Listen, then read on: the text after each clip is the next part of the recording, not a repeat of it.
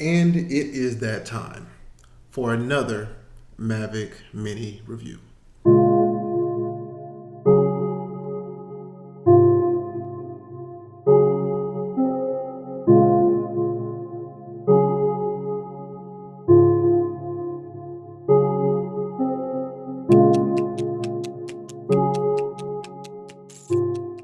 If you've tuned into this, that means that you actually give a shit about what I have to say about the DJI Mavic Mini. This review is going to be a little different. Reviews that I've seen on YouTube are from people that have actually flown drones. They do this on a regular basis.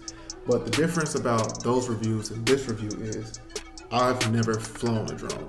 This is actually my very first drone. So, which hence the title, Mavic Mini, a beginner's drone from a beginner. Mavic Mini for beginners. What the fuck was I on time this shit? Mavic Mini, a drone for beginners. ... From a beginner.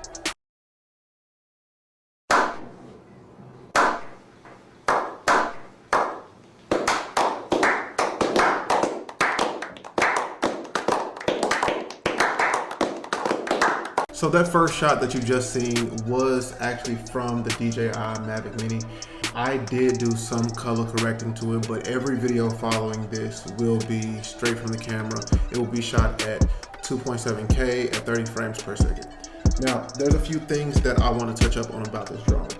First thing is the cons, the bad. From a beginner, like I said, I've never flown a drone before in my life. This is the very first drone I've ever flown. One of the things that I've noticed is it always tells me to calibrate. Even after I've done the rain dance 3 times, it'll still pop up to calibrate. And I'm not for sure if that's because I'm by something metal or I live in the city, so I'm around a lot of big buildings. But the calibration error or warning sign always pops up. The second thing is poor signal. Now, if you live in a city like I do, I stay in Dallas, Texas, specifically Las Colinas, not too far away from Dallas. I'm surrounded by buildings, as you will see in this video. What I recommend is flying it in parks or like more or less this drone will be for more of a vacation type of drone to take to get different angles and things like that, because I am getting into travel vlogging. So I want to more or less just, start somewhere. My camera that I'm shooting right now is a Sony A6400, and this is my very first drone, so I'm pretty much just slowly starting to get my gear up. Now, back to the Mavic Mini. Another thing I've noticed is when I put it in sport mode, a aircraft power insufficient error pops up. Now, I'm not for sure if that's just something that needs to be fixed in a firmware update or not, but it pops up a lot, or if the wind is blowing. Now, I've flown this thing a total of 3 times, the third time being the videos that you guys are about to see. I flew it a little bit, and then I waited till the sun went down, and then I went to see how it was in low light, because I realized there are not a lot of videos on YouTube as of right now with this drone in low light. So like I said, I stay in the city, so I want you guys to kind of see it, and it's pretty dope. One thing for beginners, I didn't know this, but I basically took one of my old memory cards before I upgraded from this camera, and I just tried to format it inside of the Mavic Mini, and basically it will record for maybe a minute up to all the way down to like 11 seconds, and then it'll cut off by itself.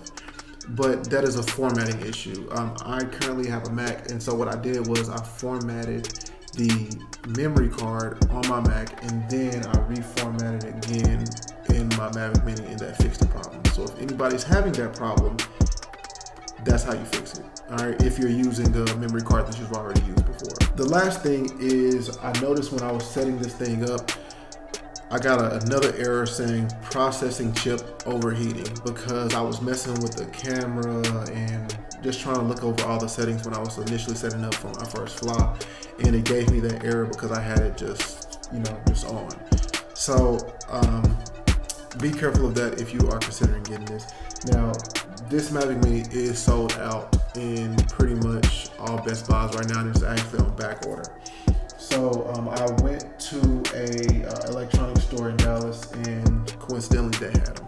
So I was lucky to get one, but I also had one coming in from Amazon, so I canceled that one and got this one. So the Mavic Mini, everybody, is definitely a keeper. I would definitely say this is the best beginner drone. I have not flown any other drones, so my opinion is a little biased, but I will say if you can go pick this up. I did not get the Flop More combo. I just got the regular combo. It comes with pretty much, it doesn't come with the extra, it comes with one battery, the remote. Actually, this is some of the stuff. This is extra control sticks because I don't have my control sticks on there. I got them tucked up under the controller. It comes with a screwdriver. This is for the blades that's on it, the propellers. It comes with 4 extra propellers with screws. I think that's screws. Yeah, with screws. So 4 extra propellers. So there's that. And then the other attachments for other types of phones. I know it has USB-C and the typical Android connection as well.